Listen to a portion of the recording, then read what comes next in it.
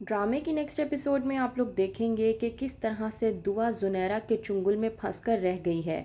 जुनैरा जिसने दुआ को ये दिखाया कि वो बहुत ही शरीफ औरत है और अपनी बेटियों के साथ रहती है, असल में वो कुछ और ही निकली। पहले तो दुआ को बड़े ही प्यार से समझा बुझाकर अपने साथ ले आई और अब उससे अपने मतलब के काम करवाने की कोशिश कर रही है। दुआ जो कि ये काम हरगिज़ नहीं करना चाहती।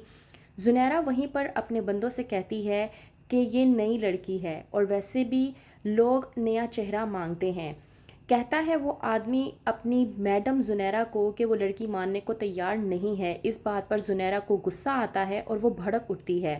कहती है कि किस तरह से नहीं मानती, अगर नहीं मानती तो इसके साथ वो सब कुछ करो जिसकी मैं इजाज़त किसी को नहीं देती। और रही बात दूसरी, अगर हम इन लड़कियों के आसरे पर बैठे रहे और इनकी मर्ज़ी के मुताबिक चलते रहे तो हम लोग तो भूखे ही मर जाएंगे। वो आदमी सुनहरा से कहता है कि आप जैसा कहेंगी हम बिल्कुल वैसा ही करेंगे। जाती है रूमी दुआ के पास और जाकर उससे बात करने की कोशिश करती है। समझाती है रूमी दुआ को कि तुम जो कुछ भी कर रही हो वो ठीक नहीं कर रही। क्या तुम जानती हो मेरे साथ भी यही सब कुछ हुआ था। पहले मैं भी अपनी ज़िद पर अड़ गई थी कि मैं ऐसा कोई काम नहीं करूँगी, लेकिन मेरी ज़िद इन लोगों की ज़िद के आगे हार गई और मुझे इनके आगे सर झुकाकर वो सब कुछ करना पड़ा जो ये लोग कहते हैं, क्योंकि यहाँ से बाहर निकलना बहुत मुश्किल है। इस बात पर दुआ रूमी को समझाते हुए कहती है कि मैं तुम्हारी बात समझ सकती हूँ, लेकिन जुनैरा इस कदर घटिया और गंदी औरत निकलेगी इसका मुझे अंदाज़ा नहीं था। अगर मुझे मालूम होता तो मैं सड़क पर रहना मंजूर करती, लेकिन इस औरत के साथ यहाँ पर ना आती। और रही बात इसकी मर्ज़ी की, तो अगर मैं मर भी जाऊँगी तब भी ये जो काम कह रही है वो मैं नहीं करूँगी। इस बात पर रूमी को तरस आ जाता है दुआ पर और दुआ को समझाने की कोशिश करती है। कहती है रूमी दुआ को कि इस तरह तो तुम सारी ज़िंदगी यहाँ से बाहर नहीं निकल पाओगी और ये चार दीवारी तुम्हारे लिए एक कैद बनकर रह जाएगी। इस तरह मरने से कुछ नहीं होने वाला। बेहतर ये है कि अगर तुम यहाँ से बाहर निकलना चाहती हो तो जैसा मैं तुम्हें कहती हूँ तुम बिल्कुल वैसा ही करो। देखना एक दिन तुम इस चार दीवारी से आज़ाद हो जाओगी। दुआ रूमी की बात मानकर तैयार हो जाती है, क्योंकि वो मज़ीद जुनैरा की कैद में नहीं रहना चाहती और ना ही इस काम को करना चाहती है। वहीं पर दूसरी तरफ नौशेरवां जो कि दुआ के लिए पूरी तरह से परेशान हो गया है, जाफ़र आकर कहता है कि साईं हमने पूरी शहर का पूरा कोना छान मारा पर पता नहीं वो कहाँ चली गई। उसे पता नहीं ज़मीन खा गई या आसमान निगल गया।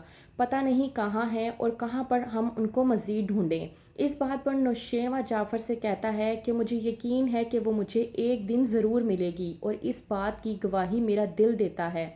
जाफ़र नौशेरवां की ये बात सुनकर खामोश हो जाता है। दूसरी तरफ फराज अपनी बीवी फ़िज़ा को पूरी तरह से टॉर्चर करने की कोशिश कर रहा है। फ़िज़ा अपने शोहर फराज से कहती है कि जो कुछ भी हुआ, दुआ के साथ क्या हुआ क्या नहीं हुआ इसमें हमारा तो कोई कसूर नहीं है, फिर आप मुझे क्यों इस तरह की सज़ा देने के लिए तैयार हुए बैठे हैं। फराज कहता है कि हाँ मैं मानता हूँ तुम्हारा कोई कसूर नहीं, कसूर तो मेरा है जो मेरी तुम जैसे ख़ानदान में शादी हो गई। मेरी तो किस्मत ही ख़राब थी जो मेरी शादी तुमसे हो गई। इस बात पर फ़िज़ा अपने शोहर फराज को समझाने की कोशिश करती है और कहती है कि मेरी बहन दुआ का गुनाह साबित नहीं हुआ, कि वो गुनहगार है और मैं बहुत अच्छे तरीके से जानती हूँ कि मेरी बहन दुआ ऐसी बिल्कुल भी नहीं है, तो उस पर इल्ज़ाम लगाना बंद कर दें। फराज कहता है कि हाँ हाँ बुरे तो हम हैं, वैसे भी तुम जैसे लोग कुछ भी करते फिरें, तुम जैसे लोग बुरे कैसे हो सकते हैं।